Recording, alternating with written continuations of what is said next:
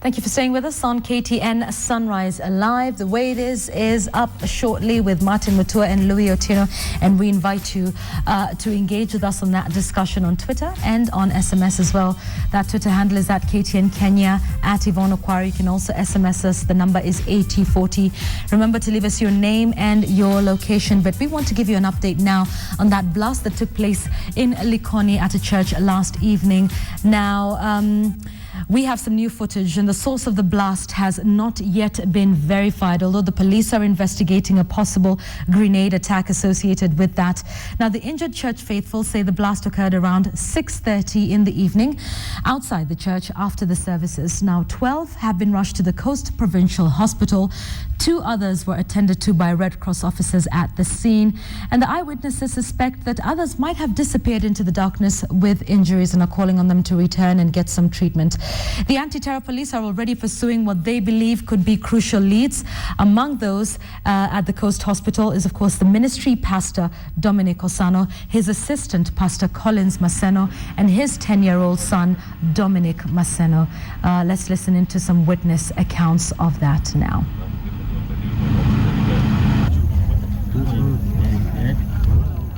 Niliposikia mlipuko mimi nikaanguka chini. Sasa kuanguka hivi nilikuwa nimeumia mkono alafu kifua. Sasa niliposimama hivi kila mtu alikuwa anapiga duru. Mimi nilipita hapa na nikakuta watu wako hapa wanaendelea na crusade, watu karibu 50. Nilipoingia kwa ofisi yangu, nilipoingia kwa kanisa yangu, nikafungua ofisi kukaa, nikasikia mlipuko. Basi nilipopata ule mlipuko ilinipiti niondoke nikuje nione kitu gani kinatendeka. Nilipofika hapa nikakuta grenade imelipuliwa na watu wameumia. Niliona watu karibu 6 na wengine wakawa wamepelekwa na gari ya mchungaji, na mchungaji alikuwa ameumia tena upande mmoja. Now, of course, another blast occurred right here in the capital, Nairobi. That's at Isli, at a bus stop around the Mpambe restaurant area. Some are also injured. We're not hearing of any casualties as yet and hope to hear none of that. But of course, this then puts the new cabinet secretary, Joseph Olelenku, to task over this issue, and, you know, a heavy entry for him there, obviously, with that one. We'll continue to keep you updated on this in our subsequent bulletins, so do stay with us. But right now, the way it is, the last 7 days is what we want to discuss, and it has been interesting. And we're joined by Martin Mutua and Louis Otieno, as always. It's good to see you this Monday morning. Good morning, Yvonne. Morning. Right. Now, I think we want to start off with the fact that, if you've noticed over the last 7 days, the president and the deputy president, and we were talking about this just before, you know, are literally making appearances, you know, in areas where the public are, you know, quite interested. I mean, the president was at the Groove Awards last weekend. They attended that crusade by Reinhard Bonke. You know, the deputy president attended the football match as well. It seems like it's all systems go for 2017 as well, when you think about these appearances that are being made, right, Louis? Well, technically, 50+1 may win you the competition, but it doesn't win you the larger part of the country. It doesn't win you the larger part of those who voted. I think they recognize that they cannot sit pretty and say, we did the 50+1, the job is done. I think they recognize they have a lot of reaching out to do. They have a lot of people who will need to be pacified before they start trusting them to roll out their agenda. There's a lot of people who will be curious to see if they can now relax and trust them and say, we have a president and deputy we can work with. There's a lot of nuances they have to deal with. Mm-hmm. So I see a possibility of more selection of those kind of invites. Mm-hmm. And they will reach out to people. They will go out there. And one of the things they're counting on is presence counts for a lot. Mm-hmm. When you're looking at a process where people vote you in, people choose you. Opinion changes when people feel they have access to you. Right. Opinion changes when people feel they can reach you. People then become a bit more empathetic. They become a bit more aware of your presence, and maybe you get some more traction when you do this. And also there was a story, I think, in the Standard yesterday about Ruto also. You know, he's a self-made politician and does not come from the big dynasties and the big families, and, you know, but obviously this is also an opportunity for him to look 2017 and of course 2022 beyond, you know, after Uhuru Kenyatta is done with his 2 terms as well? We tend to read so much into something that is not even there at times. When we had a laid-back president, we were complaining that the president is not going out. Now we have 2 guys here who are energetic and they have all the time and they're moving out.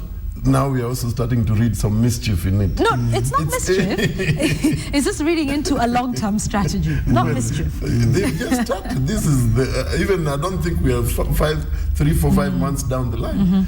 Let them do their job. That is, if that's the way they think it's the best thing to do, I think it's up to them to see whatever they want to do. And I believe it's good for Kenyans to get that feel that they can have leadership which can be more accessible to them, or a leadership that feels them in terms of how they operate in their daily lives. If it is the youth, they can enjoy that kind of kind of warmth among the leadership that is in the Groove Awards. If it's in soccer, they have somebody they can look up to. If it's I hope even in times of disasters like this that we're seeing, they can also be available, and we want to feel them, so that you don't have only time for, all the time for the good things, but when things are taking a different turn, then you turn the other way around. So it's a good thing. I believe that's what Kenyans want, a leadership that is accessible, a leadership that feels them and they can feel it. Yeah. I've got to say, I think it was a win though when the president was at the Groove Awards, because that was just, you know, one of those, I kept thinking about all those young people who are interested in music and, you know, who are possibly thinking, okay, you know, and not to feel. But they made a promise also, which and was they good. did, They actually made a commitment. And there has been a gap. There's been a gap in intervention for artists, intervention that protects the people who put out music, that protects the sales they try to make. There have been a lot of discussions, but nobody has actually rolled out a tangible plan for them. So it's a moment where they can take a promise and they will call him to it. They'll be called out to it. Indeed, yeah. And I think that's what's important, is that even as they make these public appearances, that a lot of people will remember that and say, do you remember when you attended this and you promised this? Visibility is always a plus. Absolutely. Right. That's what leadership is all about. So we would expect every other, when we, even like I said, when we're going, if we get into stuff like this, I believe the government presence will be felt in terms of they are doing something. And even, I don't expect just they'll be reacting to things. They will also be ensuring that some things like this would not happen. I mean, I'm talking about the disasters we've just witnessed. I mean, they tighten all the loose ends to ensure that they're viewed in terms of they're not just reactive, but they're also proactive. Okay, so being visible through the good and the bad, and just walking that journey with the Kenyans. All right. Okay, that's one. Before we even get into the other matters political, I would like us to talk about football for a moment, because you know, the country held its collective breath last week on Wednesday. I remember a text that you sent me, because on this show I had predicted a draw, and by the way, when I predicted the draw, I was trying to be polite. You can have your moment of Thank you, fame please. now. But then today I've got two I told you so moments. One, because I remember the text that Martin sent me. What's wrong with you, Yvonne? We're going to win. I said, well, okay. And then, you know, what happened? Obviously, Oliech was not there because we know he got the 2 yellows. Yes.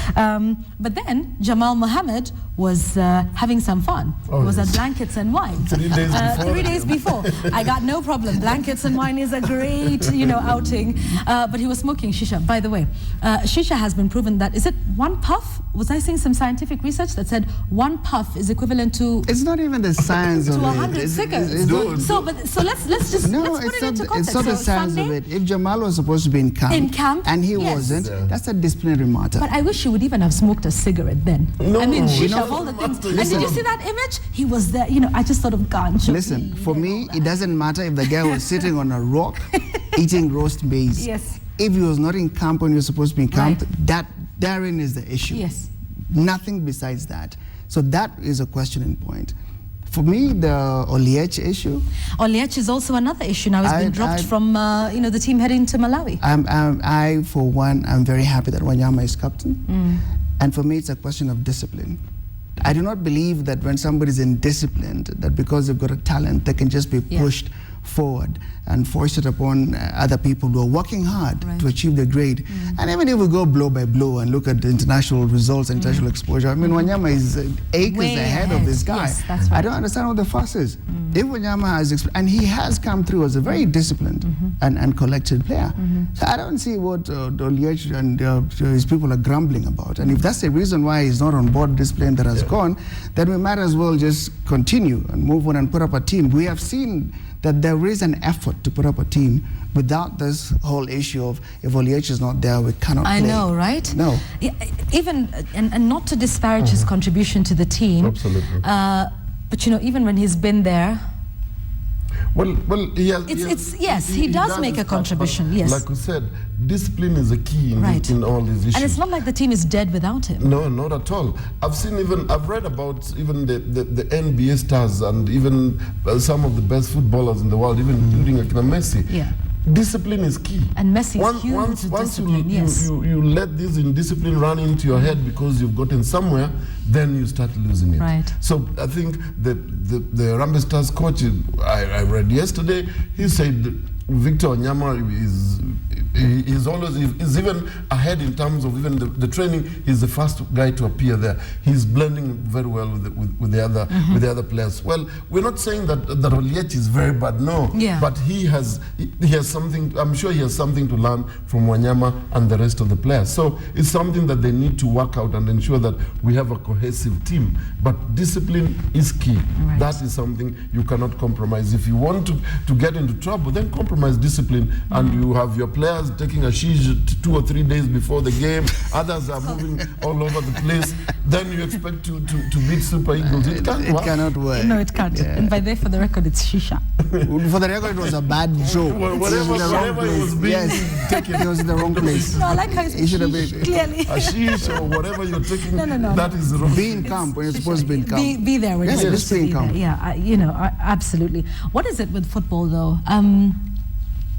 What is it that doesn't happen that gets that delivery? Are we just not that good at football? Is it the investment? Is it the management? Is it? But I think we also lost on this because we never gave our team in that kind of support in terms of, since we drew at Calabar, what preparations did we make? Look at Nigeria. They were very serious. They went to the United States. They went to another country. I don't know which other one. They had 2 countries they went. They went playing friendlies before they landed here. We were just sitting pretty, waiting for them here.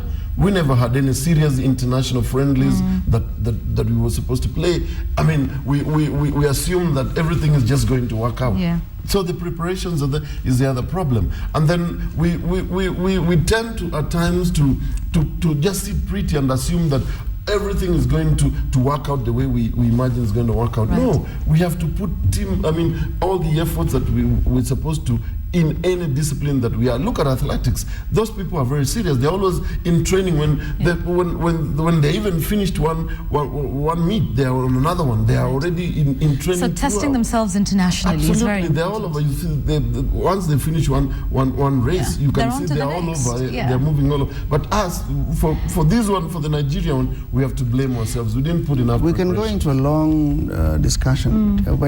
If you sit with the pundits and go into it, they'll talk about players, they'll talk about who did what, who didn't go where. But I think the word you use there, which captures all of it, is investment. Yeah. A lot of the people we are playing against now started playing together. The cohesive team was put together way back when they were teenagers. So it is a question of patience right now.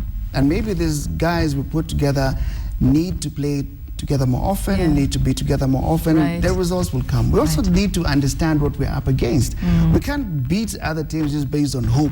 You know, we can't beat them based on the fact that we have international players, a few of them. Teams based on goodwill. Okay. All right, that's not how to win. Hope and goodwill is not for competition. Right. We've got to put in the investment. Right. We've got to put in the investment, the time, the money involved, so that it's something which can post results.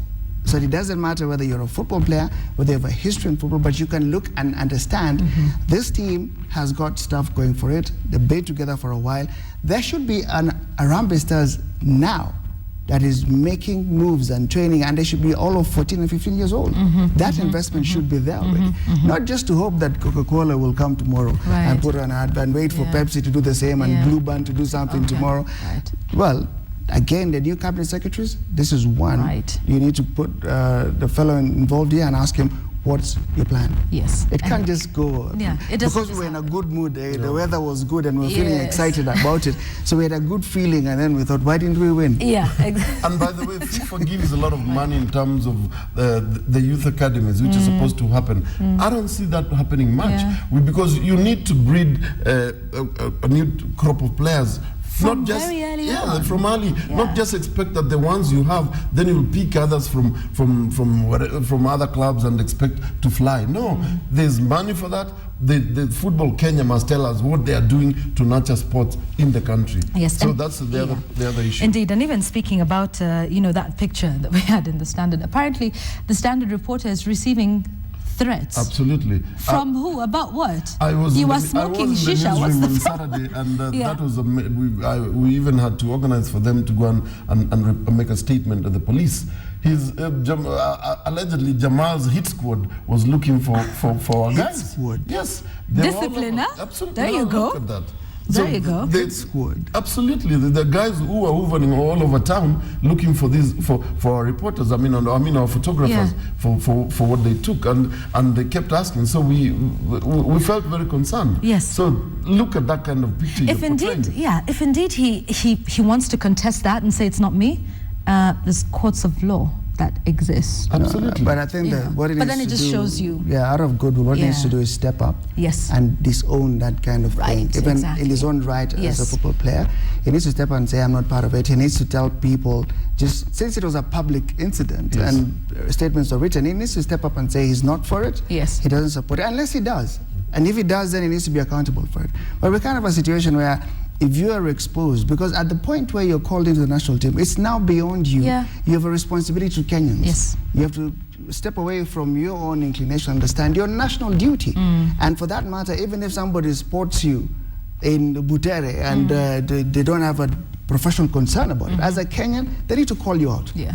Because you're carrying the national flag. And he can respond So and don't say be it ups- wasn't yeah. me, or I That's don't what I'm like saying. that, it Step up, but painted don't me be in a bad upset if light. you're Yes. called out on national duty. Or you Yeah. can You will also be called out. apologize. You don't Yeah. just have to disown it. Yeah. If for sure it was you. Yeah. Yeah. Then you have a duty. You can apologize, Okay. and Kenyans will understand. Yeah, so like you And say, so it's that- beyond him now. Yeah. Yes. And you will. I mean, people make mistakes. I mean, it doesn't mean that everybody is Right. an angel. That's true. Maybe in that kind of context, he didn't understand that that is what called for him to behave. So he can also apologize Management- if he was. If he did the wrong Management thing. of a team. Yeah. You're managing people from different, and this is why in the more developed countries, this person is called a manager. Yes. It's not just about Not being a a coach. Exactly. Because you're managing not just talent, you're managing different cultural collections. It's a melting pot, and you cannot just sit there based on a basic template from a script which just says, get into camp, what needs to be done. What Mutua is saying is very real. A lot of these people are just called in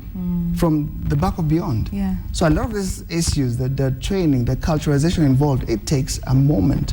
Do you remember the others who went and did funny things just across the border, were sent back? Yes. Where and his brother were sent back. exactly. Now they've been recalled. Yes. But if you meet these people, they actually, football is in their heart. Yeah. They want to play, they Yeah. love the game. Yeah.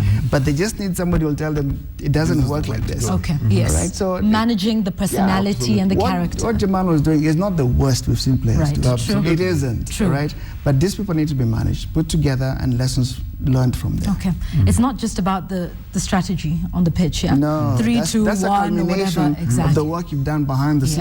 Yeah, it's a lot more than that. All right, let's move away from football now and to some two battles, I think, that will form the basis of big news stories this week. Let's start off with Nduku versus Kethi, because I would like to have my I told you so moment. Which is what? Which is that yes, thank you. Which is? Have the honors now. No. Anyway, when we talked about this last week, I said, and I think it was decided here that the family may not be involved. I said they would be, and I said there's nothing wrong if they would be involved, right? It doesn't necessarily mean that the Makueni Senate seat belongs to the Mutula Kilonzo family, but it does not necessarily rule them out from participating. Absolutely. But what even I could not foresee was this apparent, and I'm very keen to use that word, apparent, Nduku versus Kathy. So what happens is, yes, we did hear reports of this. I can see the responses forming in your mind. So we had reports earlier, on Byte FM, I believe it was, that Kathy would be running. Yeah. And then yesterday, the late Mutula's widow was asked, and she was asked, is Kathy running? She said, no, I'm the one who's running. Before we get to verses, you know me, I need to separate rumors from facts. There you go. Has Kathy made a statement? That was reported from. Has Kathy stepped up? Hang on. Has she stepped up? She has alleged to have said that at a local radio station. Okay. Vernacular. Right. No, you cannot run a political competition based on alleged. If she's going to run a political competition, she has to step up. True. For me, True. as long as she hasn't stepped up to say yes or no. There is no Nduku versus This Kathy. versus, I don't understand. You cannot be versus a ghost. I've never heard of Mutua versus Louis, and Mutua hasn't said a word. Right. So we're going to sit here and say it is alleged that someone is running for office. Whoever won on an allegation of running for office. Okay, so the only one we know for sure who stepped up If is Dupa Nduku. stepped up, very well. All right. Today, tomorrow, if Kathy gets to make a statement, then we shall know if there actually is a Nduku versus Kathy, which I really don't imagine is going to happen. Martin, what do you think? Well, for me, it's a very sad scenario for this family. If at all they're going to stand both of them, if they're going to run both of them, then they're going to expose the kind of tension that has been. It's going to be terrible within that family, and it's very unfortunate. I'm sure that's not what Mutula Kilonzo would have wished to see. Right. Believe you me, they need to put their act together and agree whether it's Kathy or it's Nduku. And quickly too. Yeah, true. Whoever wants to run, but not the two of them. If they go the two of them, they will all lose it flatly. Exactly. Trust me. Right. They have to decide what they want. And from the information I've been hearing, even from the ground, if Kathy was to run, she will take the seat in the morning, very early, before anybody even thinks that there's any voting. And Nduku will take it in the evening. Nduku, By then, what is the science of that if argument? someone's just taking it in the What is morning, the I science doubt of that that. argument? This is what I've had. I am not. No, What mambo na I am allegation? just. I'm expressing the views I've had from my guys on the ground. And to be fair, Louis, if Kathy takes it in the morning, no one's going to be taking it after that. It's taken. No, my argument is, so tomorrow we'll hear from Nduku's people saying, no, Nduku will take it at... No, you know what? we had that nonsense? Yes. No, Remember that nonsense was there before? Where people were here's saying, the thing. we'll take it in the morning, and some said, no, first guy said, we'll take it by noon. That's the man chaps record. No, actually, we'll take it by morning. Yeah. So allow us this conjecture. Look, it's because bad enough. Last week you were very clear that we would not see any of their family members doing this. So to be honest, last week Nduku was not a factor.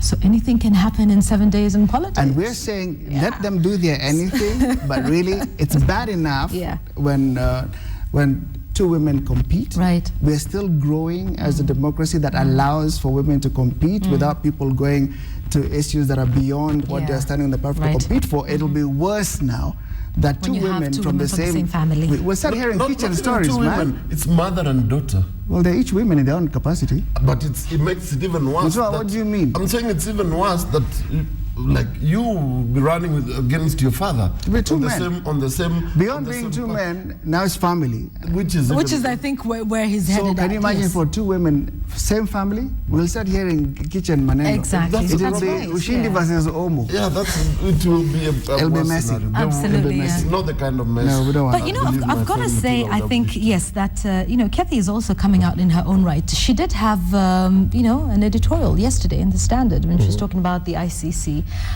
But she really is charting, her course and starting to speak out and get to be known on certain matters altogether. Get into this when Kathy makes a statement. Okay. But then again, she is really coming out. Aside from the fact whether she will run for the Makueni Senate seat or not, she has gained some confidence over time. And I think this is since the Supreme Court hearing, that Kathy is now a voice. That a lot of people want to hear. That is right? not in dispute. Okay. She has already cut a niche within the public life. Is not in dispute. That is okay, but now the issue is how do they approach and this that's one of the downsides of siyasa. because all this professional space that she's cut out is about to be thrown into the water. That's right. And believe you Profession me, and politics is a different ballgame. Yeah. It's not where you have your own time and you have a case to present and you're given all the time. Neither is it a church crusade where you'd walk in and everybody would want to hear all these nice things. That's right. You are thrown into the mud, into the deep sea, and it's you and yourself and how you chat your and there's some big boys going for this one as well. Harun Mao is is in there, so this is. I mean, it's going to be a fight. You can't underestimate the people who are there. Those are politicians who've been there, and they know what the kind of game they can play, and and believe you me, also Jubilee Coalition will not sit back and just watch that because it's a Makueni seat. It was taken over by Wipe, and now they have to give it out. It's all up in there now. No way. They also they have their own ball game they're playing. How do you know whether they are part of this game? That's right. How can you tell? You never know. Indeed, it's politics. They won't sit back. Politics is about ensuring that you get the best on your side, and all the numbers that you can. It's for you to marshal. So it's a different ballgame. That family must get its act together, whichever way they're going to do it. If they wish to have to put a candidate there, they must do it with some structure and some order. Otherwise, they should as well forget about that seat. But I can imagine, what it's like, because you're still in the grieving period and you're still mourning the loss of, the head of the household, and then again, politics is being thrust your way, and then there's also the practice. Of course, the children were already doing that the minute Mutula Kilonzo went into politics, but it's a lot to handle, at once. You have a choice. You can proceed with that normal period of healing as a family and getting your act together. You can have that space and indeed have control of that. But as Mutua is saying, once you step into the mud of politics, those nice things you're hearing about the family, those wonderful sentiments you're hearing, it could all come. That'll be in a different planet now. They will disappear. And everybody will come out swinging. So they need to be ready for that. If that's what they want, join the fray. Yeah, indeed. All right. Let's move on to another battle, and this one I think we know for sure. It's the Senate versus the National Assembly.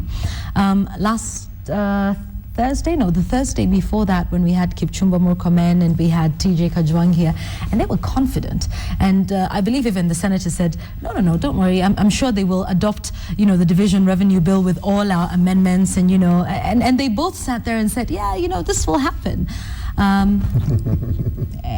We're trying to be optimistic. That didn't happen. And then now there's all these calls for the president not to sign it. There's these rumors of persons within the National Assembly who are out to kill devolution. What do you make of all of this? And, I know, like we keep saying, we shouldn't lose sleep over some of these issues, but it really does, put us on tenterhooks. Nothing's happening. Either they're asking for salaries or they're fighting over who's more, No, on this one, we must lose sleep. We can't afford to, because this is about us. Right. It's not about them. Yeah. You have people fighting over resources that are supposed to be distributed across the country. That is very worrying. And it is between who is supreme to who. You find whether you have a division of revenue bill is supposed either to be in Senate or to be in Parliament. You can see, according to what we saw, there is that Senate had allocated 258 billion. Yes. Yet when it came to Parliament brought it back down to 251. Okay. So it was 210. Yes. Sorry. Yes. A whole difference of 50 billion. Yes. So that is something that is worrying. So when these fights, the amounts can be whatever they want to be, but we must get a bearing in terms of who is to do what. And the idea is the implications of this, if this doesn't go through, is what happens with this bill.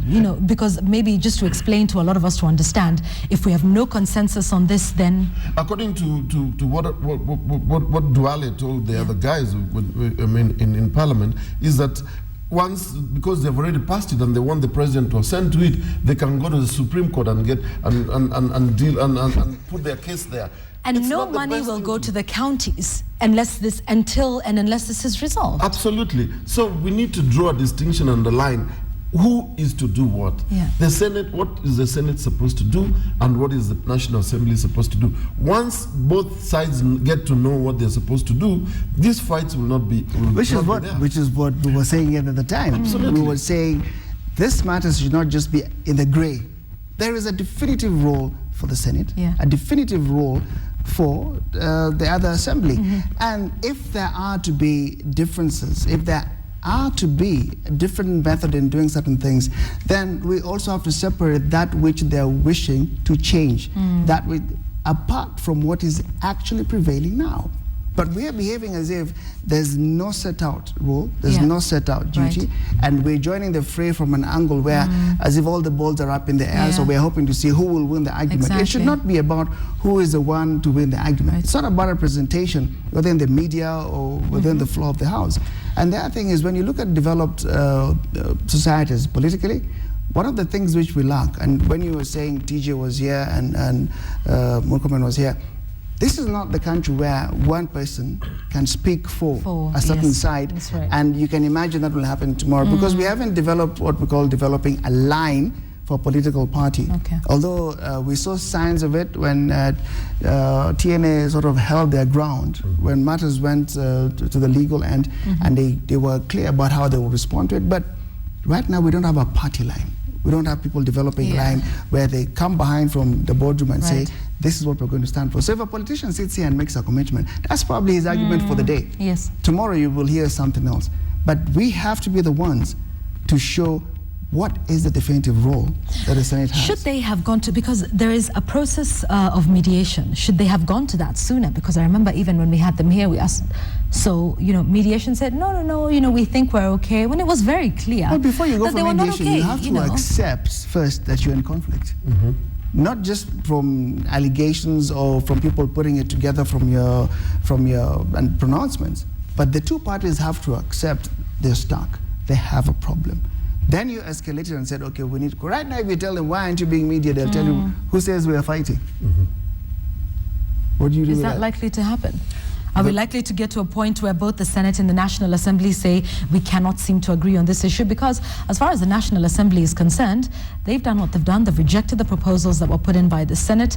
The Senate is, of course, crying foul over the issue. Are we likely to get to a point where the two come together and say, we're stuck? Definitely, the Senate will not take it lying down. If the president assents to the bill, they will not take it lying down. They will put up a fight, because you can't have a situation whereby they think what they were supposed to do has been taken over by another, by what even them they believe is a lower house to them. But so it is a very worrying trend. My worry is which each house must find a ground on which they are supposed to operate. But this business of trying to bring in supremacy wars is going to hurt even the implementation of the devolution. This is not, I mean, the school's drama and festival, it's over. And we saw that chap who the president took round. Yes. This is not school's debate. So we shouldn't have this situation where every week, who are the strong debaters of the day? It is not a debate level. So if Parliament says no, what is the criteria? That's what we should challenge here. If you sit here with those guys, what is the criteria? Based on what aspects of the law and constitution? If the Senate says they're not taking it lying down, is it because Kenyans are about to be wronged? Or is it an ego issue? Is it just about why are they slighting us? So we need to take Kenyans beyond the competition of who's being slighted, who's being acknowledged, big, small, upper or lower, until we get to what is the technical aspect first. You put up a budget, you put up a figure. What was it based on? Is it clear that was your role? You can then say, we did it based on what we are supposed to do. Now, if somebody says no, they're supposed to tell you they've rejected it on what counts. But I'll tell you what happens and what tends to happen, when you have a lot of these legislators who are in essence lawmakers, and it becomes a matter of who can interpret the law best. And you know what they say about the law. So a lot of Kenyans are left, a little...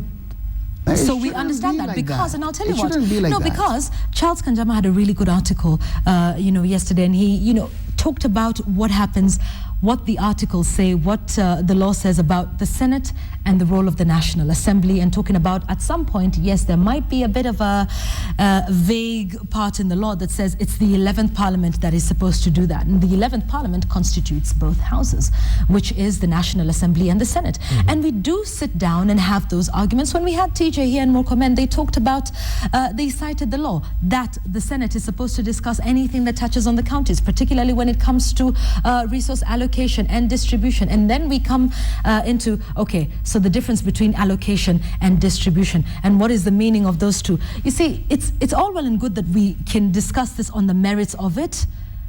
Look, but it's based on interpretation of the law, and you have all of these guys having that, and that's why I'm asking, perhaps then, knowing that there was that ambiguity, we'd have gone into mediation or some sort of interpretation from one body that is neutral. But we're subjected to all of these arguments. No, but there's still no movement happening. If there's that challenge of ambiguity, then let's have it out. Let's escalate it, and let's have it out at the levels of which it can be sorted out. But who will escalate it, though? Well, that's a process you mentioned. Somebody needs, we have a role also as citizens. We need to push them. We have a role as media. Push it to that level where if we have to have it out, we need to. Let's have it out so that when the dust settles, we know who is supposed to do what. This country is now going to a situation where by the time Mutua and I start fighting about parking space, we'll be talking about going to the Supreme Court. Everything that is challenged now by Kenyans, shortly, tomorrow you'll hear somebody starting on a platform and saying, Oliesh versus Wanyama, take it to the Supreme Court. Right. We've become that country where we argue about everything, and we're always seeking intervention. That means we have trust issues with each other, serious trust issues. We don't have confidence in institutions yet. So we look at most arguments as if it's a Mutua versus Louis situation. That's how we're viewing these arguments. It is not a people argument. And if that can't be seen, let's have it out at a place where we shall know what needs to be done. That's why everybody is calling for interpretation. You cannot proceed. You can't be a country that is growing on the basis of every argument seeking legal interpretation and knocking at the doors of the Supreme Court. What time will we have to roll out any agenda? It will even be a very sad day for Parliament to take their issues to the Supreme Court. Yet this is something they can be able to sort out. And they're the lawmakers. Exactly. Where do you bring in the issue of separation of powers? So you will start every little thing that you disagree, you take over to the Supreme Court to deal with that. And then what happens in the meantime? The entire process suffers in terms of if and the Kenyan is the loser. Absolutely, because Kenyan that money is supposed to help in those counties for the purposes of development. Then we put that in abeyance as we fight our battles in the Supreme Court.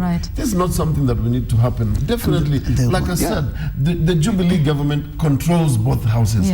What is this that they cannot sit down and agree and be able to offer leadership that is able to be seen?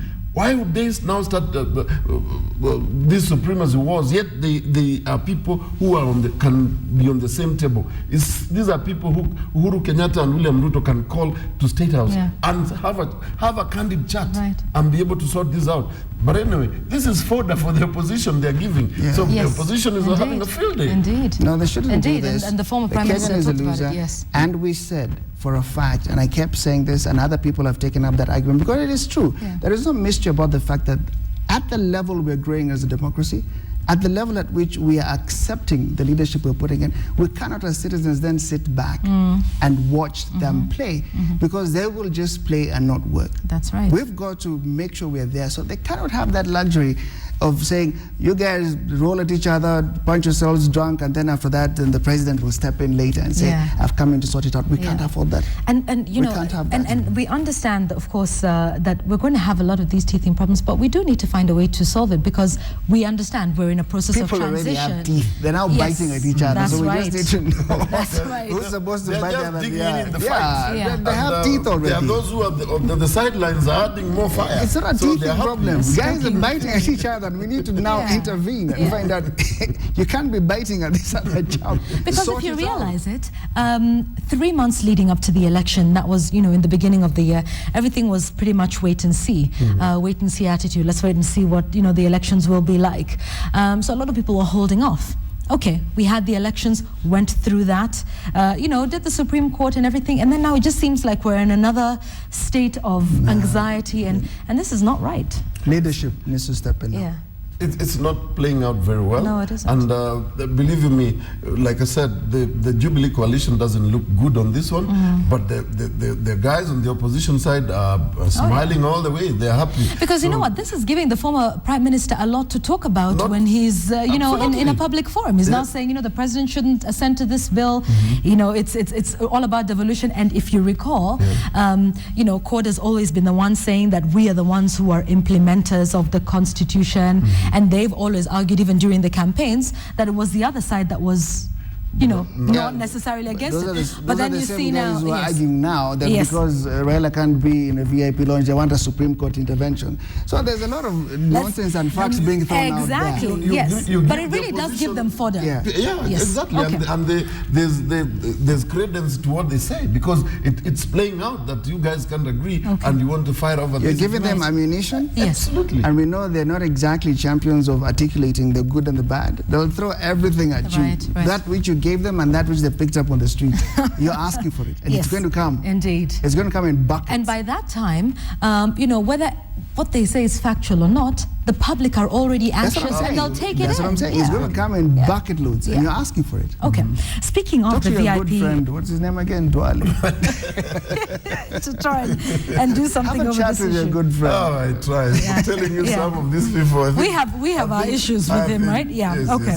Yes. Which perhaps we might not want to mention here. But let's move on, because you touched on something, and we have one of our viewers on Twitter. And by the way, feel free to tweet in, and you know, if you want us to discuss anything or what your thoughts are on the discussions we're having. George Kisundi has just tweeted in saying, anything on the VIP lounge saga, which you just alluded to a moment ago. Before I come to you, Louis, because you have that look. What do you take of this VIP lounge drama issue? This is a very bad thing. Okay. I mean, the government does not need to do this, honestly. They're painting it themselves in a very bad light. You don't. What's just to appreciate somebody? I mean, just to use a VIP lounge. What will it will not make Uhuru Kenyatta or William Ruto or Kimemia or whoever they are accusing of lesser person. Just, it's not something that we need to be fighting over. By the way, that's how even during Independence Day, I mean, the heroes who struggled for independence, some of them just died paupers. Like Fred Kubai, who was the other day, we were seeing him at Jericho, living in Jericho, the person who fought for independence. That's so for you, it's a testament to how we treat past leaders? Absolutely. What's a big deal? If Raila uses the VIP lounge, Kalonzo uses the VIP. They've been in government. They're former whatever leaders. Who will lose sleep the fact that they have used the VIP lounge? What will they get away with? We are just creating anxiety and tension for no apparent reason. Louis? It doesn't make sense at all. Yeah. I don't see anything. Look, anybody who wants to behave in a manner that suggests we can disregard the man of Raila Odinga is wrong. You cannot wish this man away. You cannot just say he's not in office anymore, we do not care. He made a contribution. The spokesman did actually say that people should get used to. What spokesman? This is beyond a spokesman. It's called Mutua. It's just a hatchet man for Stop listening to this aside thing. That's where the confusion is coming in. This is not a spokesman affair. The fact of the matter is he has, as a leader, contributed immensely to the growth of this country. It doesn't cost them anything to let him enjoy this tiny, weeny privileges, because the absence of that is what we're now saying is causing really foolish arguments to go out on the street. So that even his people, by the time they're saying it's a Supreme Court issue, but really that court has to be held in reverence. But they're being given ammunition. My guys are not doing their job. But you must understand, this was at the time when the president and the deputy are stretching out this thing of appointing people to office. So you will have some overzealous guys who are trying to say, I'm ready to work for you, whatever it needs to be done, I'm on your side, which is not necessary. They need to do away with this overzealousness, because they are causing the bad, it's just bad press. It's bad picture they do not need. They're way above that kind of nonsense. You reduce your leadership to a contest of a VIP lounge, come on, you don't need that. And that's what I'm saying, you don't need to have it as an issue that is making headlines. And people are sitting like this to have a discussion on that. It's not necessary. Let the guy enjoy. If the guy had bad manners, Okay. That's a different issue. But you cannot use that against him. You cannot say, because I didn't like him, because he had bad manners, this is my chance now to show that you're gone and gone. That's not how to do it.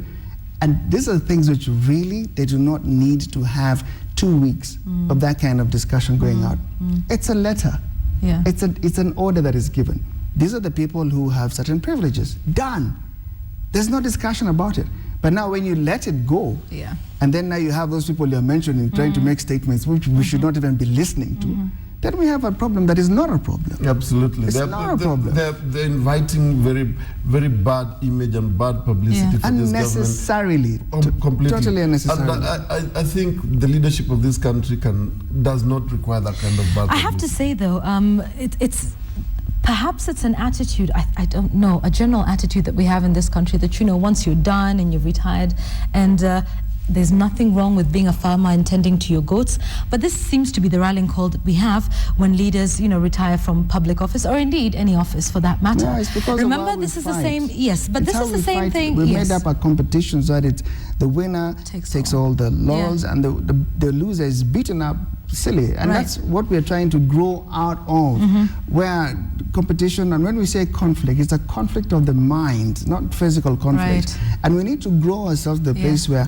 if Louis lost the election, it doesn't mean everything you hated about Louis, this is your chance now to put it out there and show it.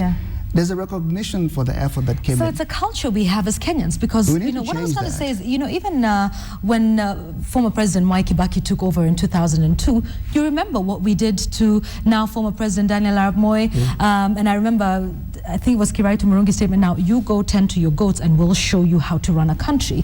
But it always just seems, and it seems like, how we treat also our senior citizens, that, once you're done, for all of us, when we'll hit 55 or 60 or whatever it is, thank you very much, now go home, you're no longer, needed, your voice is no longer required in public service, or indeed in any sort of discourse or conversation. This is a Kenyan thing that we have. I agree with you. Maybe it's a cultural discussion, because the people who you engaged with, the people you grappled with, are not the guys who come round to start issuing such, and having such silly situations going on.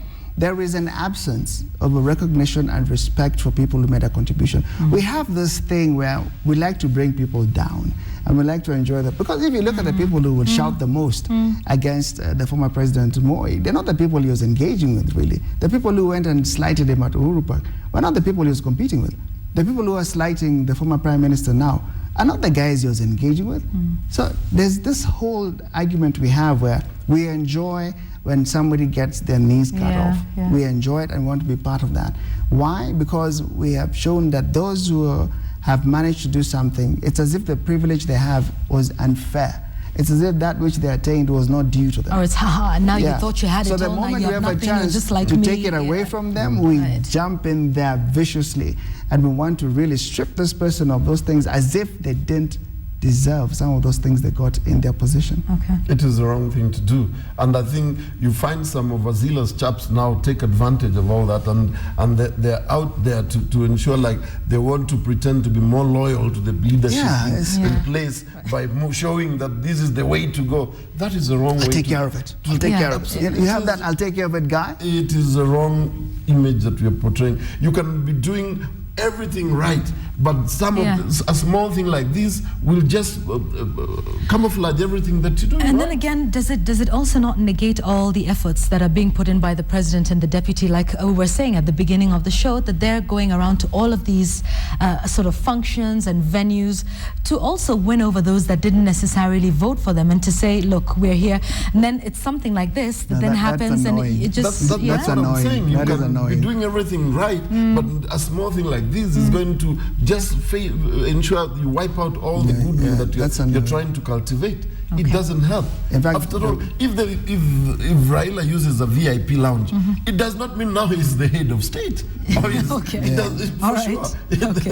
But what you've said for me carries the whole argument, because if you've stepped out as the president and the deputy president and you're reaching out, you're showing goodwill, you cannot just allow some overzealous carpenters to run ahead of you and make such decisions that make you look bad. So unnecessary. If it was a political competition, that's fine, because we know not everybody's in the same side and same party. That's right, But you cannot reach out and show so much goodwill. and then allow some capitals by there to start exercising powers that don't exist anymore. Okay. They have to clamp down on that. Okay. What we're saying is they don't have the luxury of imagining that will sort itself out, because Yeah. it won't. Right, It will not sort itself Okay. out. They have to clean up shit and make sure that from their level going down, they've developed a line that shows this is the kind of leadership we're rolling out. This is the kind of government we're rolling out. This is why you should celebrate Jubilee. You cannot separate yourselves and say, we're the good guys. We even went to a crusade, man. Yeah. We're the really nice guys. And then down there, some carpenters are giving you bad press and trying to show off people and engage you in totally unnecessary. I mean, I cannot say enough as to how annoying this is. Indeed, and even when you take a look at what happens in the States, I think all of those former presidents actually still retain the title Mr. President. I mean, they still, they still get to, enjoy that and enjoy security. Whoever's supposed to fix it, and nobody ever thinks that, Yeah. now that Barack Obama is there, let's not call Bush Mr. President. There'll be a confusion over who's really running the country. And but anyway, like you said, it's a cultural thing. Yes, sorted. it really is a cultural thing. And I think most of us stand accused. It's not just whoever did not include their names in that letter to the airports authority, but I think we all have to think about how we treat people once they're done. It's the same thing. When our parents retire, what do? We send them to the rural area, go there and now, have a different life. Why is that? Why can't if that's what they want, that's fine. That's what they but want, do you get that this is an attitude that we have? My parents have retired, so now let's send them back to the rural home, to the rural village. Now you can start keeping some chicken and some cows and some goats, which is nothing wrong with that. Don't get me wrong. Yeah. That's quite all right. But I do think we all just tend to have this attitude. Once people are old, okay, now just sit in the corner, be quiet, and let us young this is people. even beyond But some this. of them are not, on this particular situation is not even about age. They are not even old. That's right. It's about an office. It's about a status Yes. of people. It's We different. must try. We must learn to appreciate our senior citizens. Indeed. Because they will also, the people who are They in still power have- will also get into the same That's situation right. when they leave That's office. right. It's not that they're going to be there forever. That's right. Like Mugabe or our friends are around here. But you have to cultivate this culture of trying to appreciate people. That's right. You lose nothing, absolutely. Yeah. You only create enmity as opposed to losing anything. That's right. It doesn't help. Okay, all right. Yes, indeed. To some other chaps who are around the corner, around the border. We are on the We internet. are learning a lot of very bad manners from our friends around here. It You can seems. see what our colleagues in Parliament are doing to the media. Right. It is a very sad scenario. It starts slowly like that. Indeed. And we tend to learn those bad manners. And we'll come and talk about that. There's a lot for us to discuss. Indeed, there's so much more. We want to discuss the Mau payment and how that is just causing something else. We want to discuss the principal secretaries as well as what's happening in Parliament and the press. Here's a tweet from Anthony Nyasimi. Say, when do you guys get to have a sip of the Minute Maid juice? Right now, as we take a short commercial break. We will be right back, so do stay with us.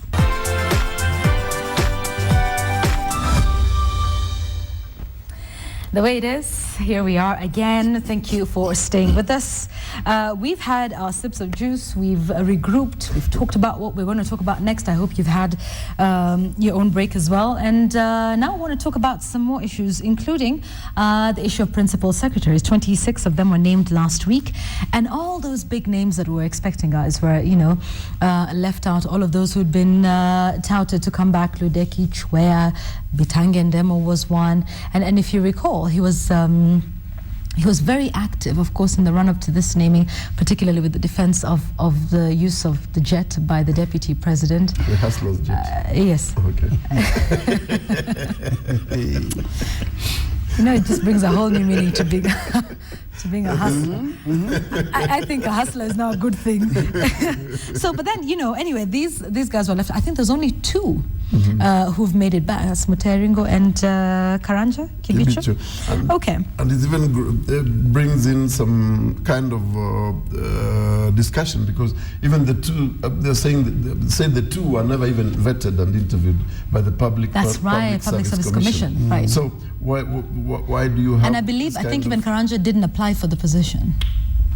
So I'll need to understand, why did we have to take all the others through the vetting and then these two you don't give them, I mean, they don't go through that process. So there's need for an explanation for that. So it's something that we need to know and understand. It'll be interesting to see when this contestation comes out. It'll be interesting to hear what explanation they have for the continuity of people who didn't go through the process. We need to hear about that. So that if there's exceptions to the rule, we need to know where that is based when on. It's that is used, one. yeah. The other thing about this expectation of continuity, I don't know what that was based on. There have been very clear signs that President Uhuru Kenyatta is trying to establish a West Wing sort of scenario, which means you come in with your own administration and you do your thing. You're responsible for it with your own administration, and then you leave. As it is, the surprise should be that the some who've been allowed to do their continuity, not the other way around. Okay. I mean, really, yes. we don't have a situation where you just hand over and move on. We really need to separate this monarchy behavior. Yeah. That's not what is prevailing here. Right. All right, so the situation we have here is if he's establishing his own West Wing, it is expected he will have a clean slate, he'll have a clean team on board, because that is how you then take responsibility for the rolling out of whatever it is you had as a plan for the country. Indeed. So stage one, you're asking for mandate. We give it to you through the vote. Okay. When you get that mandate, you then have the authority to say, this is my rollout. Now you need to own that process for good and for bad. You cannot have a situation where people will have the argument, well, maybe it would have gone this way if so-and-so had left or so-and-so stayed. So that is an argument for me, which I don't see it holding a lot of water. I don't know whose expectation this was. Maybe the expectation was on the officers themselves. Yes. If they had hoped to continue, well, that's on them. But as a country, I don't think that collectively we ought to have had the expectation where these people I think will you're continue right. to stay in For office. us, the expectation was that we would see new faces. So this is sort of a step in the right direction. But let's just talk about some of them for a moment. Engineer Joseph Njoroge from Kenya Power, you know, making his way in there. Plunged us in darkness the other day. Well, clearly it wasn't bad enough to cost him a position. I mean, it wasn't that bad. It wasn't that bad, Yeah, no? clearly it wasn't that this bad. is the second time it's happened. Remember last year we had the same issue. You know, we did go into darkness again countrywide. What is bad? You We're know, blind in darkness, but he sees the light. how many years have you been writing for the paper? How many years have you written as a scribe? Many years. Exactly. So in this country, what then is a measure of public failure that can actually be put ahead of you? That would cost you. Yes, that would cost you, know, and even shame, you know, the shame of it, and you know, just have this situation where you're told, do you know this happened on your watch? Yes. And really, so as a result, the buck stops with you. You know have that statement a that rings in the country? where people actually even contest when a letter goes out and says, you're actually being investigated for corruption, misappropriation. And somebody says, so what? That is what we are. So when you does take me it back get, to the days of I will not bad resign. enough? Who is my accuser? If you recall, the former vice president because saying it that. seems that this are actually, it's normal now for this country. Yeah. The kind of normalcy we've come to appreciate is just wrong. So what would it take? Let's talk about that. What would it take? Say, for example, the work I do here. What would have to be my absolute total blunder for me to not continue to be here or to even get a promotion? Well, I think if you stood on this, and started to strip or ask for a poll to be put here, maybe that would be it. Because it can't but be then again, statements yes. or what. But then again, that's in the private sector. We know what our limits are. Beyond this, if I cross this line, that's the end of it. But what happens within the public sector? What does it take? What does it take for someone to absolutely be held to account? And fine, you know, it was a technical hitch and everything. Why do we even have this statement, the buck stops with? But that prevails even in the private sector. Even there you have examples of people who have stepped into big office with a lot of baggage. And this is a culture that sweeps across. It's not just, we can't just blame one sector and leave the other. If you take history, and again, if you look at the kind of stories you've written all those years, you do have situations where the people who have become leaders of institutions or people have doubted, should they be there? And then that becomes a political discussion. Somebody then says, oh, this institution, it's politically correct for so-and-so to be in charge. So do we have a cultural thing then, now that we're saying, okay, it happens both in the private sector and within the public sector? Do we have this do we have an issue, you know? But when it's private sector, that's different because you have different people who are dealing in terms of shareholding and stuff like that. But matters to do with the public, it's us, it's you, me, and everybody else. So we demand certain parameters to be there. We demand certain thresholds, and we like power when we need it. Absolutely, all the time, because we pay for it. Yeah, it's not given for free. Yeah, unless I don't know where it does. That happens. But it's something that we have to develop and ensure that if we are stepping out people in the public limelight, we are giving people public offices. Definitely, those fellows, the kind of character and the kind of operations that they are dealing with ceases to be private, because now they are taking public office and they must be audited by the public. We did say this process called vetting, for it to have the importance it needs in the eye of the Kenyan, for it to remain a process which Kenyans can believe in, there has to be a certain level at which even an ordinary citizen can tell that this will be a hard sell. All right, but now, what is a hard sell? Okay, so based on the vetting that we've already seen for the cabinet secretaries, even where there were issues that were raised against certain individuals for whatever it was, and they sailed through smoothly. I'm also alive and aware to the fact that a vetting process is not necessarily a witch hunt and acrimonious process in which certain people have to be struck out for the vetting to seem like it's going the way it should. What are your expectations of the vetting of these 26 individuals? Will it just be a smooth sailing as the cabinet secrataries? It's going to be the same way we've seen. So is it a rubber stamp? Like a conveyor belt. Just why should it be different? Garbage in, garbage out. But I am seeing a situation. Good grief! We have a good. I was impressed in some of the appointments. Okay. You've seen that they also dealt with people with disabilities. Right. We have very, very qualified women that have who have been appointed there. I saw one from West Pokot. Very, very, very. The credentials are very good. I hope and trust, maybe given a chance, they can be able to do whatever they're supposed to do. But even as we go through this process, we must always be alive to the fact that we must audit people who have been given positions before in public and they have not been able to perform to the expectations of the public. That has to come up. And it has to be seen. It's like you said, it's not a witch hunt, but for sure, the vetting must show for sure really they have done something to ensure that they have given public confidence in terms of auditing a particular person. Not just to the fact that it has been given to you, you just have to pass it over. That's right, well, yes. The reason that becomes a process which is now up for argument, it is a level 2 process. Why?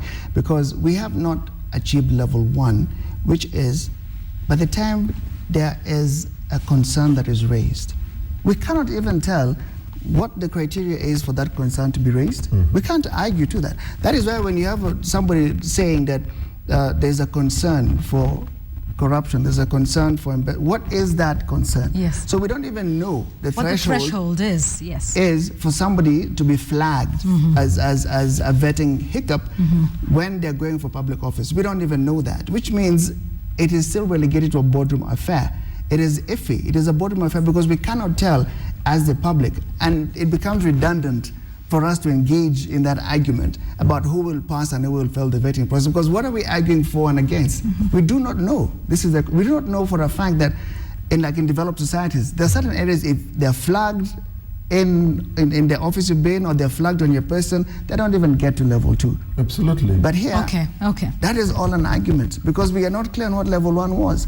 All right. What so is the problem on level 1? This is the minimum threshold. These are the issues that we have. This is that. And therefore you are in... and that is why they're taking full advantage of the fact that it's a boardroom argument. That's right. It is. Because clarity. So you are in the wait and see box. Okay, we'll deal with you in a moment. As for you, we're happy with your qualifications. You can sail through to the next stage, and then we'll come back and deal with these ones, in this category in which we're not sure. And then let's talk about that. Deal with that. If you prove to us that indeed, either this was and all this process can run concurrently. Yes, it's not an issue that is supposed to take ages for it to be completed. Yeah. You will recall there was controversy even during when they were shortlisting these they were carrying out the interviews for principal secretaries. Initially they said they're going to have them in public. Then all of a sudden they closed that chapter and decided no, we're going to do it in private. So the kind of level 1 you're talking about, we don't know. Yeah, so we can't have that. So to argue now is redundant. Yeah. And that is why, as we're saying, well, it would actually be a surprise if anyone failed. To pass this thing, that would be my surprise. Indeed. If anyone was told you can't make it, and they actually were bumped off, that would be news, right? That would be front page news. Okay, so and so fails the vetting. All right, let's move on. The Mau Mau payout 2.6 billion to 5,200 plus, victims of torture during colonialism. This is all well and good now, but the issue for me, first of all, I think many people didn't understand why we would not get an apology from the UK government. It's because, like we know, it didn't go through the whole court process and are not found guilty of torture. It was an out-of-court settlement. But here's the thing, so many other, this opens up the UK government to this, and so many other, people are coming out and saying, well, we were also part of it. What for me is interesting is that, it's why was it only them? Why not the rest of us? And then, as happens with everything in this country, this takes a tribal tone. Don't get me wrong, I think the contribution of people across the country, from Garissa to the coast, participated in one way or another in liberating the country. But then again, it becomes, why them? And it's the Mau Mau, and they come from central Kenya, and it's this community again, and it's a sense of entitlement. And then again, tribe and everything has invaded even a conversation such as this one, when what we're talking about is independence. What are your thoughts on that, Martin? I had a chance to have a discussion with Paul Mutua last week. And definitely it's not about the people even who, zeroing in down on an ethnic place. He even gave me an example of a guy from Okambani who also is part of that list. Yes. So I don't think it's an issue of a tribal, it's a tribal issue. So it's the people, they lodge the complaints. Yeah. They're the people who, if you put Do up people a case, understand that though? These are people who went out of their way and lodged the case. Right. And there is a group of people, and they went and decided that for sure we need to get compensation from the British, and they structured themselves in a particular manner. So the issue of tribal does not arise. And even Paul Mutua was telling me the other day, this thing is not over. This is just a first phase. They have dealt with the people who are alive.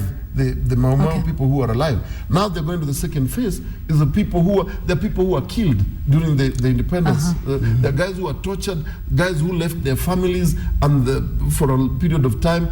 Others were buried in mass graves. It was telling me. So it's a whole. If they are there, people who are affected with this particular need, they need to come up and rise up and be able to be counted and be able to deal with this organized group because that is dealing with this matter. It seems like everybody now wants a piece of the pie. In the beginning, nobody gave it that level of credence and importance.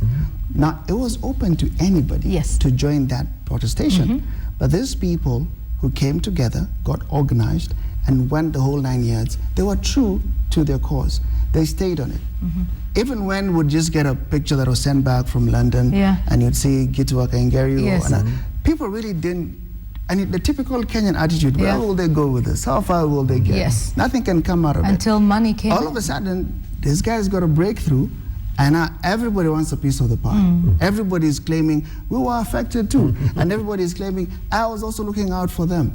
Because there's a lot of money coming out, and everybody wants to share. And it's just wrong. So before you say it's the Kikuyus who are benefiting, this process was open from the beginning. These particular people stayed true to what they were claiming. And it took them some time. It was what, that's 2 what I'm to saying. 3 years? They stayed true to the cause. They stayed true to it. You cannot then wake up and say, why is it a Kikuyu affair now? Right.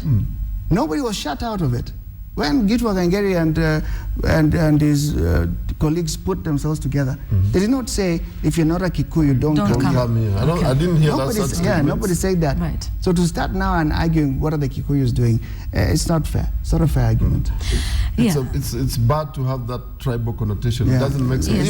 If you fought for independence and you were tortured and you had the chance to come up and say something. You had the chance to be with this team and be able to say so and put up. But do we we understand these processes? The leadership gets called out on that. I'm sure, Martin, as I have, you've been in functions where for somebody's political gain, there are some days when they call together the freedom fighters, and they have a dinner, they have a lunch, and they feel good sitting around this banquet, and they say, I am here recognizing that these are the people who fought.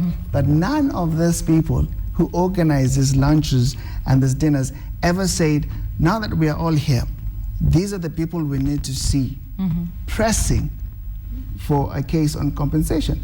They had every opportunity to do that. Absolutely. I have sat, and I'm sure you have, in places where somebody boasts and says, you see, I have recognized the people who fought for independence and are still alive. I have recognized their families. And several leaders did that. But none of them escalated that to the level where they said, now, how many are you? And whose case is this going to be? And we are actually insisting we want some renowned lawyers, we want some recognized lawyers to push this forward. It was never part of the discussion. They would be invited, they would be asked to step up and give testimony and say how they survived, those who are still surviving. Then everybody would give a collective, oh, pole, oh yeah, you guys have made it this far. At the end of that, everybody goes home. And that's the thing. Everybody goes home. Because none of all these people who are coming up now, you know, sought to be enjoined in that. When we saw the stories and, you know, they were there, they were going through it, there was a mention, there was, you know, none of the people said, okay, can we be part of this? Can we help with the push? Can we jump on the bandwagon? And then now, you know, it just seems like, oh, why is the payment only going to them? Do we understand the processes? It is going to them because they're the ones who are... They went and petitioned the government and said, yes. In those functions, when that discussion came up, again, you hear leaders saying, this is proof that this was not a Kikuyu affair. Because they're looking at the people who are from different ethnic fronts. And they're saying, this is proof it's not a Kikuyu affair. But right now, because those people who are proof that it's not a Kikuyu affair left it at the dinner table, now it is actually interesting to step up and say, what's up with this Kikuyus again? Again, here we go with that. Sad, we shouldn't put a tribal tag on Absolutely. this. If you truly believe that you are tortured and affected, you have a chance. Step up. Talk to the lawyers. They're there. Here's the thing, though. They know each other. Here's the thing, though, yes. And while, you know, we're saying, okay, the British government was responsible for torture victims, and that is not in doubt. And they've expressed their regret. No apologies, but they've expressed their regret for that. I wonder, though, what our role as Kenyans is in terms of recognizing, and this goes back again to that whole VIP lounge drama thing, you know, what have we done, what has our government done to say, look, Martin Mutua was involved in the, you know, the struggle for freedom. We wouldn't be here today if it was not for Martin's efforts, and therefore as a government, as a people, this is what we want to do for them. Don't get me wrong, it's all well and good that we have all of these statues, but then again that happens, like the one for Dedan Kimathi that's on Tomboya Street. That happened how many years after his death? To this day, his remains, I think I'm on record. and it's not something, so let's talk about the Kenyan government and what we can do. I'm on record as saying we cannot expect that certain things will be done out of the goodness of the hearts of people who are in office now. We can't expect that out of the goodness of their nature, they look at it and say, you know what, we need to intervene and give a 10-acre farm to so-and-so. He saw the mama was given a pickup long after the son was to So we cannot have this happening because there's a leader who feels sufficiently philanthropic. And what we need legislation on this. It needs to be put at a place where it is above the whims of the people who are in charge. So that this actually rolls out in a very organized manner and people know that this will come to them. So we don't depend on the speech of somebody who feels locked out of a public holiday address. And when, you know, we like sticking microphones in their faces, and then they take it upon themselves to say, look, they didn't even recognize the people who fought for this place. They've been locked out of the stadium. Then what? After you've made that protestation, then what? What happened when you had a chance to make legislation out of it? You didn't. But now we should petition for those things to be legislated. We cannot depend on the whims of leaders. And then we have a recognition of these people. What happens in public events? What happens in terms of looking out for them? I mean, Dedan Kimathi's video was still, you know, even just getting to the VIP, surely. goodness, out of the goodness. VIP. Of the hearts Here of we the go people again with involved. that If you wait for the goodness and the goodwill of our leaders, it will never happen. These fellows, some of them get into office, they get drunk with power. They will not even bother you're far away from their imagination. I agree. It's all well and good for us to hold the British government accountable, but we don't hold our own government accountable. I would actually like to see a case here, even in the Supreme Courts, that we, seem to want to run to and say, whatever it is, let's go here and let's, push our government to be responsible to this level. In fact, I would like to see a case in court against the Kenyan government and say, what are you doing, for all of these people? And there's various heroes, not even for... Make legislation, after legislation, assign it to a particular area, a particular ministry, and it becomes their duty to find these people, look out for them, give a status report, and then from there, the requisite attention goes to these people. And so we're not even saying... they just pop out of somewhere and someone says... And here's the thing, we're not even saying that let's make them fabulously wealthy, let's give them billions of shillings. But surely, and it's not even, when you think about it, just those who fought for independence. We also had our second liberation. And all those people who fought for multipartyism, for the fact that we can have all of these members of parliament from different parties, including now that we have independence. And sometimes it just seems like we have the shortest memory in this country. Because it was we sit here and we say... Exactly. It was not exactly, and we sit here and we, on the individual. So you will remain recognized based on your charisma and your ability to rub shoulders with those who are in power currently. That is your ticket to safety, your ticket to comfort. Beyond that, pole. Tembea na Yesu. It's the problem. When people get out of office, they would want to forget about everything else, everybody else. They're it for now. It is me and me. It's like my time to eat, or my people to eat. It is a wrong perception that we ought to have. Because, if just Raila accessing a VIP lounge is a big deal, you expect them to remember people who fought for independence? Never. But this puts the whole questions in terms of how we treat our own senior citizens. Even war heroes are senior citizens who are supposed to be respected. Paul Mutua was telling me, now the fact that the British government are paying, it seems they've owned up to that something went wrong. And they have set us, a precedent in terms of how they're doing it. Now it's up to government to pick it up from where they have already now shown. We want to see government engaging in this so that now they can engage the British government. The fact that they have started paying up, they have owned up to the fact that something went wrong. So it means now the government needs to take it to a higher level so that they can engage the British government face to face, so that they can deal with because government has enough resources. They can be able to deal with the entire thing holistically. I need to push for legislation on that. That's the only way. Okay. Even as we talk about all of this happening and the Kenyans pushing for this, I have great respect for those, that go out and, have protests for the MP salaries. Do we need to see protests around issues like this as well? Because sometimes it seems like we pick, and forgive the use of this word, but we pick the sexy topics, the ones that are so attractive, and that's what we want to go out in the streets for. Should we be going out in the streets and having a peaceful protest for our war veterans, for those that fought for independence? Should we be going out and protesting for a lot of these other issues and saying, okay, between the Senate and the National Assembly, both of you need to get your act in order and let's move forward? Should we be seeing protests also surrounding some of these issues? Because it's always around the bigger issues, which is fine and which is great, but then an issue like the one from Mau, we don't need to have any protest. Government has seen something has been done. But like we said, it's based on the goodwill. So should we be out in the streets and saying we want legislation? When you take a look at the protests that happen in the West, they're also based on, some very tangible issues that affect common Mwananchi. It's not necessarily the big ones. The big ones are there, Occupy Wall Street and whatnot. But you also do have regular protests with people out in the street saying we are protesting the mistreatment of, we're protesting because the fact they have leveled out. They've leveled out their way of protesting, their way of protestation. They've leveled that out. We have not. Right now, when you look at this, there's a sequel to Occupy Bunge. Occupy Parliament Reloaded. The strength of the sequel is based on what? Appeals for Kenyans to show up. So we haven't even leveled out to the bigger issues. Okay. By the time you tell them, go now and picket for the Mau, people look at you and tell you, I'm not affected.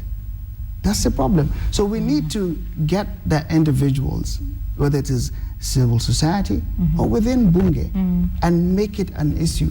Push it so that they step up and say, we have watched you, we've said this last week, the week before, we're asking you, when are you going to put up a bill on the floor of the House to look after these people? Okay. That's the only way to go about it. Okay, all right. Here's another thing. Let's see. The conversation, this is Regina Nyaboke saying, what's your take on the president's apology at Uhuru Park? Well, he also did forgive those who wronged him. Who are those who wronged him? Why are we calling it an apology? No, Regina's calling it an apology, so let's set her straight if an apology is what it wasn't. I don't think I don't think the president stepped up to issue a public apology. I think he spoke, that was goodwill. He was reaching out. There's nothing beyond that. He was reaching out and he was trying to assure, I said in the beginning, that one of the big tasks they have is to keep reaching out and giving an assurance that, hey, we may have had a problem getting the larger numbers, but we have no problem reaching out to you as Kenyans to find out how can we be of good use to you. And in reaching out, people say this out of every corner, whether you go to a street baraza or you go to a private function, people do step up and say, look, as part of me showing that I'm open to a discussion to further this cause, I'm saying if I've wronged anybody, sorry. And those who've wronged me, I forgive them. Do you think that's the issue that people had, that statement? For those who have wronged me, I forgive them? Why was that? Yeah. Why would it be? Why would it? Yeah. It is not a public. It doesn't have to follow in those routes because you can issue a public. You can't have like a general public apology that you are issuing to the Kenyan people. We're misreading that. Who have you wronged? What is this real or imaginary? And you see, and here's the thing, when we get to some of those, and I heard some conversations surrounding this, you know, this is us as Kenyans, we read in between the lines, he says, for anyone I've wronged, I'm sorry. For anyone who's wronged me, I forgive them. And you know, let me tell you, people read into, yes, and I'd like us to, you know, set that straight right now, because everybody said, ICC? Question mark. That's not what I saw. I mean, you know how we are as political animals. Okay. And in any case, I saw his recognition of the fact that it is an ongoing issue. One of the things he's not done, he's not tried to pretend it doesn't exist. He's not tried to talk it away. I don't see the president ever standing up and saying, you need to stop talking about ICC. He's never done that. And he's never told people, now that I'm here, ICC is not an issue. He has alluded to the fact that it was one of the things that certain people had pushed and hoped he would not make president for that. He alludes to that. But he's not been the one pushing and saying, forget about it, don't discuss it. It's a forgone issue. And now I'm at the point where I'm issuing a public apology. No. So it was not an apology No, that's what it was. I just want to imagine maybe he got the Holy Spirit worked in him and he decided to make some statement. He was being a nice guy. Yes. He was reaching out to people. And by the way, yes, and there's, you know, and there's nothing wrong with that. The Holy Spirit does speak to people. In fact, and by the way, we're not even joking about this. In fact, what William, going by what William said, William said, and I'm saying William because that's what he said. The deputy president said he went and approached the president and said, we've been invited to do this. And the response where he said, the president looked at him and said, William, we are products of prayer. That's what it was about. Okay. And really, let that be what it was. What it is. We can't fight with these guys from Monday on other things. There's but enough on that fight. one, yes. There's enough fight to put out with That's a these matter guys. of faith. And allow the Holy Spirit to do his work. There are enough things to fight them about. We can swing bats about budgets and authority. But when they go to a crusade and they say, let them be. Let the Holy Spirit do his work. Let them be. And let them feel when they, as a spark, the moment they want to say something, let them do it. Hey, let them be. Okay, all right, understood on that one. Okay, the next 7 days, what do we look forward to, Martin?